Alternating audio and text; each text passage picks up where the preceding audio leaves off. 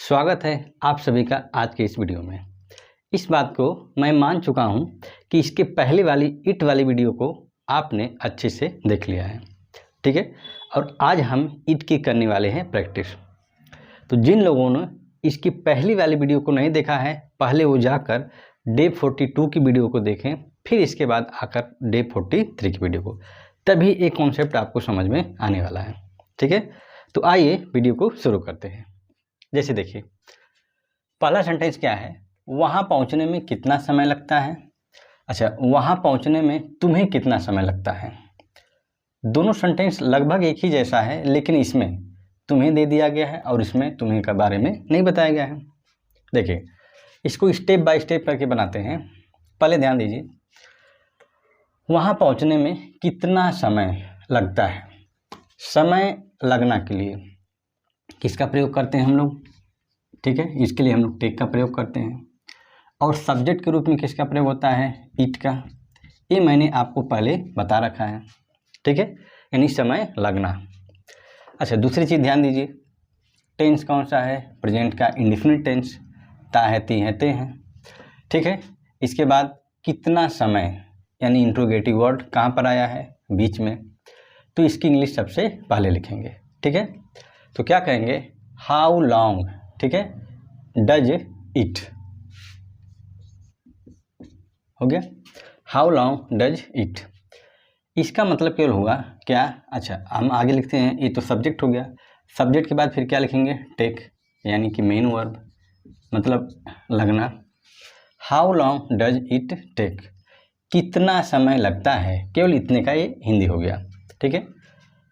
कितना समय के लिए how long, does present indefinite की सहायक क्रिया डू या डज, ठीक है। इट एक थर्ड पर्सन सिंगुलर सब्जेक्ट, इसके साथ डज, इसके बाद मेन वर्ब टेक, ठीक है।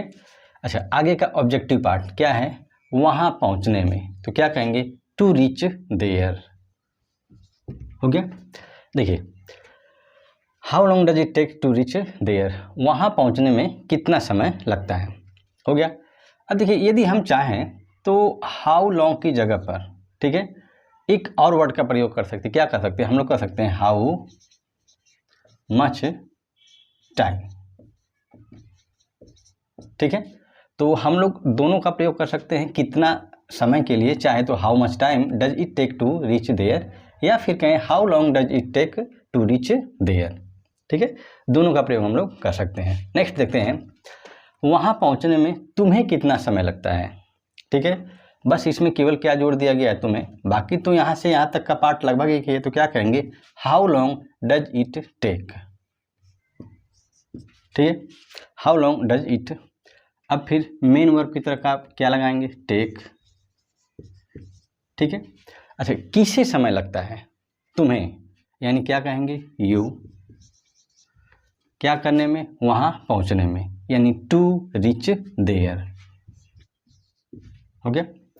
यानी कि how long does it take you to reach there, वहाँ पहुँचने में तुम्हें कितना समय लगता है। अब कुछ लोगों को लगेगा यहाँ पे टू का प्रयोग होना चाहिए, लेकिन ऐसा बिल्कुल नहीं, टेक के बाद टू का प्रयोग नहीं किया जाता है, ठीक है। अब सोचिए कि क्या हाउ लॉन्ग की जगह पे हाउ मच टाइम का प्रयोग कर सकते हैं। जी हाँ, आप चाहें तो इसका भी प्रयोग कर सकते हैं, वाक्य बना सकते हैं। लेकिन अब क्या आपको लगता है कि इसको हम किसी और तरीके से बना सकते हैं, क्या इसका कोई और मतलब तरीका हो सकता है।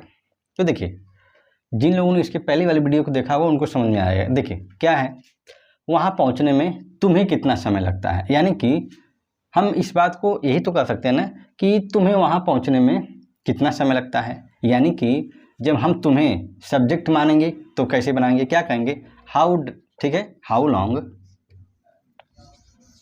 ठीक है, हाउ लॉन्ग डज यू। ध्यान दीजिए, यू एक प्लूरल सब्जेक्ट है, तो प्लूरल सब्जेक्ट की क्या डज लगेगा, डू, जी। इसके साथ हम लोग किसका प्रयोग करेंगे, केवल डू का प्रयोग करेंगे, ठीक है। How long do you take to reach there, हो गया। तो हम वाक्य चाहें तो how long does it take you to reach there, या फिर चाहें तो how long do you take to reach there. यानी कि एक बार जब हम सब्जेक्ट इट को मानेंगे तो यू ऑब्जेक्टिव पार्ट में आएगा, और जब दूसरी बार हम यू को ही सब्जेक्ट मान लेंगे तो फिर हमें इट की ज़रूरत ही क्या पड़ेगी। ठीक है, तो इस तरह से हम वाक्य को बनाएंगे। अगला सेंटेंस देखते हैं, वहाँ गए हुए मुझे कई दिन हो गए थे। ठीक है, यानी कि समय हो गया था, इसके लिए हम किसका प्रयोग करते हैं, हैड बीन का। ठीक है, हैड बीन यानी कि समय हो गया था, समय के लिए किसका प्रयोग करते हैं, इट का। ठीक है, क्या कहेंगे, it had been many days. है, ठीक है, it had been many days, क्या किए हुए। ठीक है, अच्छा किसको, मुझे, यानी कि टू मी। अब सोचिए कि क्या किए हुए, यानी वहाँ गए हुए, इसका मतलब क्या कि मुझे वहाँ गए हुए कई दिन हो गए हैं। ठीक है, यानी कि मैं लगभग कई दिनों से वहाँ पर गया नहीं हूँ। तो क्या कहेंगे, अब जब इसका प्रयोग होता है तो हम लोग इसका किसका प्रयोग करते हैं, हैविंग के साथ वर्ब की थर्ड फॉर्म। ठीक है, तो क्या कहेंगे, हैविंग गॉन देयर। ठीक है, तो इस तरह से हम वाक्य प्रयोग कर सकते हैं। ठीक है, यहाँ पे full stop. It had been many days to me having gone there, यानी कि क्या है, वहाँ गए हुए मुझे कई दिन हो गए थे। ठीक है, अब देखिए यदि हम चाहें तो इस गॉन की जगह पे किसका प्रयोग कर सकते हैं, बीन का प्रयोग कर सकते हैं। ठीक है, अच्छा कैसे, जैसे सोचिए यदि मैं कहूँ कि मैं दिल्ली जा चुका हूँ या मैं दिल्ली गया हूँ, तो क्या कहूँगा, यानी कि I have gone to Delhi. अच्छा एक बार, यानी एक बार तो वंस, ऐसा कर सकते हैं। यानी कि मैं दिल्ली में एक बार गया हूँ या मैं दिल्ली में एक बार था, यही नहीं आप कहना चाह रहे हैं कि मैं दिल्ली में एक बार रह चुका हूँ, यानी कि होने की बात की जा रही है। तो हम यहाँ पर गॉन की जगह किसका प्रयोग कर सकते हैं, बीन का, यानी आई हैव बीन टू, ठीक है, दिल्ली वंस, या फिर I have gone to Delhi once. ठीक है, मैं एक बार दिल्ली क्या किया हूँ, गया हूँ। तो ठीक इसी तरह से कुछ यह भी होता है। ठीक है, कि हैविंग बीन गॉन या हैविंग गॉन देयर या फिर हैविंग बीन देयर, दोनों में से किसी का प्रयोग हम लोग कर सकते हैं। नेक्स्ट देखिए, अगला क्या है, अगर 10:01 भी हुआ तो छुट्टी मानी जाएगी। इसका मतलब क्या है, एक कंडीशनल सेंटेंस है कि अगर ऐसा हुआ तो ऐसा होगा, यानी कंडीशनल सेंटेंस टाइप 1। जिन लोगों ने कंडीशनल सेंटेंस की वीडियो को देखा होगा उनको मालूम होगा। तो वाक्य की शुरुआत किससे कहेंगे, क्या कहेंगे, सबसे पहले इट इज़। ठीक है, यानी इट इज़ कितना, 10:01। इसको हम कैसे कहते हैं, सबसे पहले मिनट, इसके बाद फिर क्या, पास्ट, इसके बाद हावर। क्या कहेंगे, if it is 1 minute past 10। Okay, इस तरह से, यानी इट इज 1 minute past 10, यानी कि 10:01 में हुआ। तो आगे क्या होगा, तो छुट्टी मान ली जाएगी। क्या कहेंगे, it will be considered. Consider मतलब क्या, मानी जाएगी, और क्या, छुट्टी, यानी हॉलीडे। ठीक है, तो इस तरह से कह सकते हैं। देखिए फिर से, if it is 1 minute past 10, यानी कि 10:01 हो गया। ठीक है, ये 10:01 हुआ तो क्या किया जाएगा, it will be considered a holiday. क्या कर ली जाएगी, छुट्टी मान ली जाएगी। आखिर देखिए यहाँ पर देखिए ग्रामेटिकल पार्ट बहुत सारे हैं। इट विल बी, हालांकि दिखने में क्या लग रहा है, फ्यूचर इंडेफिनिट, लेकिन छुट्टी मानी जाएगी किसी के द्वारा। तो जब ये वाक्य पैसिव वॉइस में हो गया तो आपको पता होगा फ्यूचर इंडेफिनिट से किस टेंस में आते हैं, फ्यूचर कॉन्टिन्यूअस में। और यहाँ पे विल बी है, विल बी के साथ किसका प्रयोग हो गया, ठीक है, वर्ब की थर्ड फॉर्म, यहाँ पे कंसीडर नहीं बल्कि कंसीडर्ड हो जाएगा। ठीक है, तो इस तरह से हो सकता है। अच्छा दूसरी चीज़ देखिए, यदि हम चाहें तो यहाँ पर पास्ट की जगह पर हम चाहें तो आफ्टर का भी प्रयोग कर सकते हैं। ठीक है, यानी कि इट इज़ 1 minute after 10, यानी कि 10 बजने के बाद यदि 1 मिनट भी हुआ तो ऐसे भी तो कर सकते हैं। या फिर हम चाहें तो मोर देन, ठीक है, मोर देन 10 o'clock और 1 minute, ऐसे भी यदि हो गया तो इसका मतलब 10:01 हुआ तो क्या कर ली जाएगी, छुट्टी मान ली जाएगी। ठीक है। तो हम किसी तरह से भी चाहें उसको बोल, चाहे पास्ट कहें, चाहे आफ्टर कहें, चाहे मोर देन, लेकिन सबसे अच्छा तरीका क्या होता है, पास्ट ही बोलेंगे तो सबसे बेटर तरीका होता है। ठीक है, तो इस तरह से हम इस सेंटेंसेस में इट का प्रयोग कर लेते हैं। ठीक है, आइए कुछ और सेंटेंस लेते हैं। मूवी देखते हुए मुझे 15 मिनट हो गए हैं। ठीक है, समय हो गया है, किसका प्रयोग करते हैं हम लोग, हैज बीन का। ठीक है, अच्छा कौन सा टेंस है, प्रेजेंट परफेक्ट है, तो क्या कहेंगे, इट हैज बीन, और कितने मिनट, 15 मिनट्स टू मी। ठीक है, यानी it has been 15 minutes to me, हो गया, यानी it has been 15 minutes to me, यानी कि मुझे कितने मिनट हो गए हैं, 15 मिनट। क्या करते हुए, किसी चीज़ को करते हुए, तो जब किसी काम को करते हुए होता है तो आपके वर्ब की फर्स्ट फॉर्म में आईएनजी लगता है, यानी वॉचिंग मूवीज़। और जब आप किसी काम को किए हुए इतना दिन हो जाता है तब आप क्या करते हैं, हैविंग प्लस वर्ब की थर्ड फॉर्म। दोनों कॉन्सेप्ट मैंने आपको पहले बता रखा है। यहाँ पर किसका प्रयोग, वॉचिंग मूवीज़, हो गया। अच्छा अब थोड़ा सोचिए कि क्या इस वाक्य को किसी और तरीके से बनाया जा सकता है। ठीक है, तो जी हाँ, एक तरीका और सकता है। आप देखिए वाक्य को पढ़िए, क्या कहा गया है।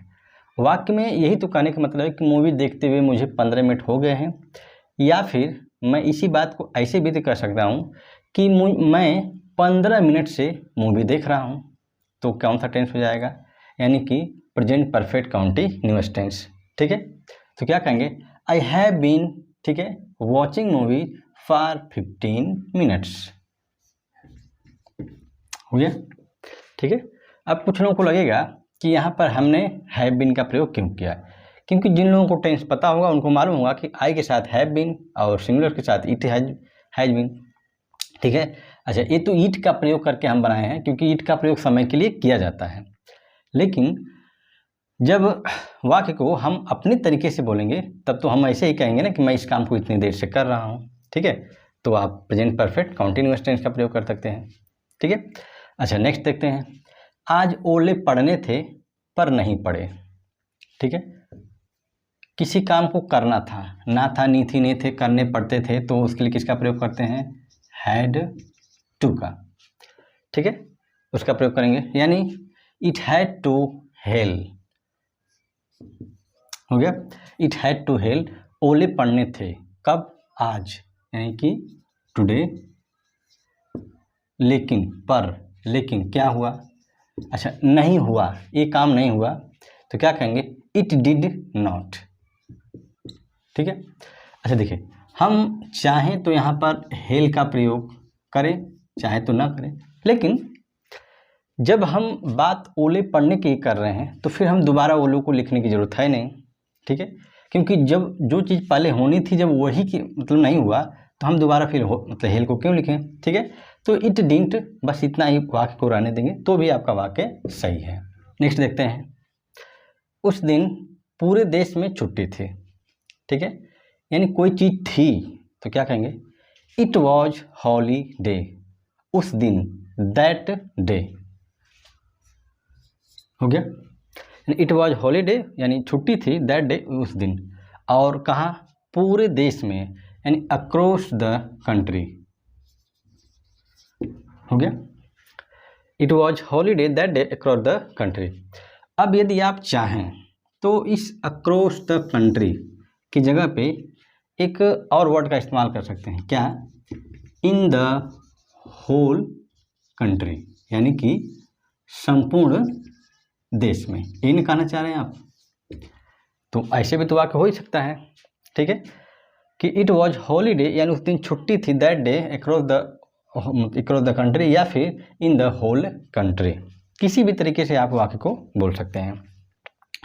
देखिए ये इंटरेस्टिंग सेंटेंस है, ये शर्ट, ठीक है, ये शर्ट करीब 20 दिन में सिलेंगे। मतलब क्या कि इस शर्ट को सिलने में लगभग 20 दिन का समय लगेगा। ठीक है, और समय लगना के लिए क्या कहते हैं हम लोग, इट का, तो इट विल बी टेक। ठीक है, इट विल बी टेक, तो अच्छा नहीं, अब विल बी का प्रयोग ना करें, हम केवल फ्यूचर इंडिफिनिट में बनाएंगे, तो क्या कहेंगे, इट विल टेक, यानी कि समय लगेगा कितना दिन, 20 दिन, 20 डेज, यानी इट विल टेक 20 डेज। ठीक है, it will take about 20 days, यानी कि इस शर्ट मतलब 20 दिन लगेंगे क्या करने में, इस शर्ट को सिलने में। तो क्या कहेंगे, टू स्टिच दिस शर्ट। हो गया। इस तरह से वाक्य बना सकते हैं कि इट विल टेक यानी लगेंगे अबाउट 20 डेज यानी 20 दिन टू स्टिच दिस शर्ट, इस शर्ट को सिलने में। अच्छा, अब थोड़ा सोचिए कि क्या इस वाक्य को हम किसी और तरीके से बना सकते हैं। यदि आप बोलना चाहें तो एक और तरीका है, आप यही तो कहना चाह रहे हैं कि ये शर्ट 20 दिन में सिली जाएगी। ठीक है, तो देखिए हम एक और तरीके से बना सकते हैं। हम क्या कह सकते हैं कि दिस शर्ट विल बी, ठीक है, दिस शर्ट विल बी स्टिचेड, ठीक है, और 20 डेज। हो गया। तो इस तरह से वाक्य को हम बना सकते हैं।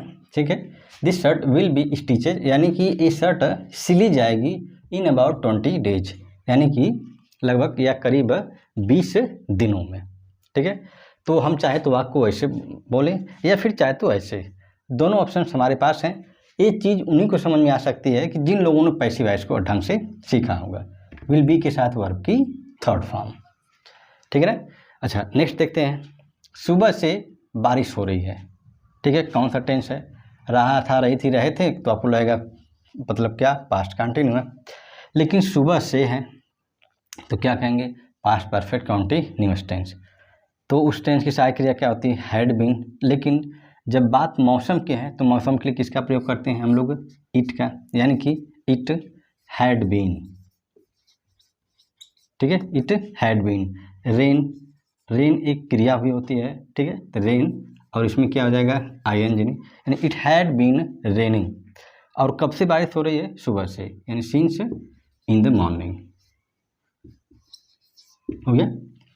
तो इस तरह से हम लोग किसका प्रयोग करते हैं, इट का। ठीक है, तो इस वीडियो के माध्यम से मैंने कुछ सेंटेंसेस आपके सामने रखे। बाकी आपको जब भी मौका मिले आप इट का प्रयोग कहीं पर भी करिए, चाहे बोलने में चाहे लिखने में। ठीक है, तो आज के लिए फ़िलहाल इतना ही। मैं उम्मीद करता हूँ कि वीडियो आपको समझ में आई होगी। यदि ये वीडियो आपको समझ में आई हो तो आप वीडियो को लाइक करें, ठीक है, शेयर करें। चैनल पे यदि नए हैं तो चैनल को सब्सक्राइब भी करें और बेल आइकन घंटी को जरूर दबाएं, ताकि नेक्स्ट आने वाले वीडियो का नोटिफिकेशन आपको सबसे पहले मिल सके। ठीक है, तो फिर मिलते हैं अगले पार्ट में, तब तक के लिए टेक केयर, गुड बाय।